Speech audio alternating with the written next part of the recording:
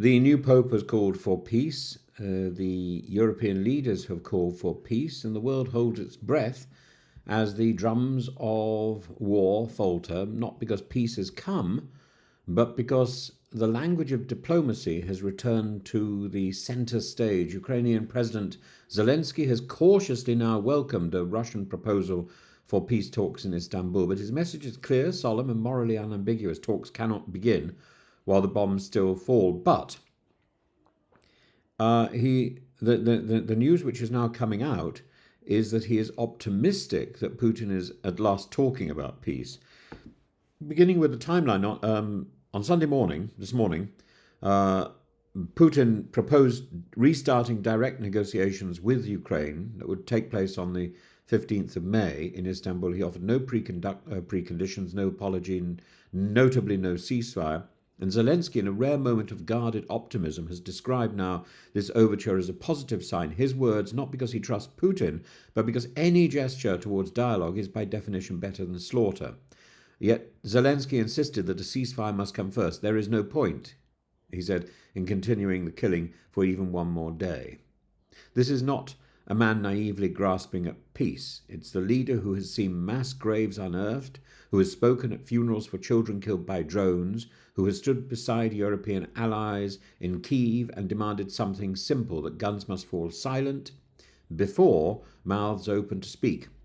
Zelenskyy has proposed a 30-day unconditional ceasefire starting Monday, and this demand has the backing of the so-called coalition of the willing, France, the UK, Germany and Poland, all of whom issued an ultimatum to Moscow: cease fighting, agree to the ceasefire, or face new and crushing sanctions. But instead of an agreement, Putin has delivered obfuscation. He's called for talks about a ceasefire and simultaneously unleashed 108 drones over Ukraine, a grotesque parody of peace.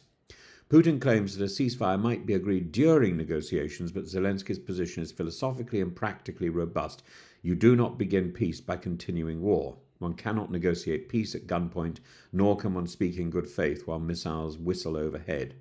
Meanwhile, Trump, now once again sort of focused on this issue, having just had the success of negotiating a ceasefire between India and Pakistan, has injected his own brand of chaos into this precarious diplomatic ballet.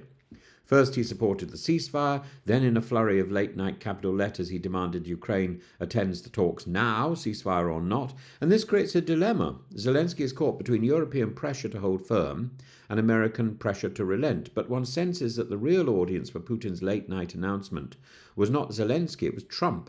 And by positioning himself as the peacemaker, Putin attempts to appear reasonable while continuing the very hostilities he claims to wish to end. The Kremlin is playing a cynical game. It wants to put the moral burden of war back on Ukraine. If Kyiv refuses to talk, Russia claims obfuscation. If Kyiv accepts, Russia arrives without ever having conceded the basic humanity of a ceasefire. Zelenskyy's strategy is both ethical and tactical. A ceasefire tests whether Putin genuinely seeks peace or whether this is merely a pause to rearm. It's not without precedent. The failed talks of 2022, also in Istanbul, were followed by renewed invasion and atrocities in Bucha. But this war has never been about misunderstandings or border disputes. It's about empire, it's about Putin's power, it's about one man's ability to accept that Ukraine is a sovereign state with a future outside Moscow's orbit, and the clash that has with Moscow's defiance of world order. That is the root cause that Putin now pretends he wants to resolve. Zelenskyy's insistence on a ceasefire is not a stalling tactic. It's a line in the sand, and diplomacy must be built on credibility, not craters. And at this moment, the world waits. Will Moscow halt its assault? Will Turkey successfully host genuine negotiations? Will the words spoken in Istanbul have the force to silence the guns in Donetsk?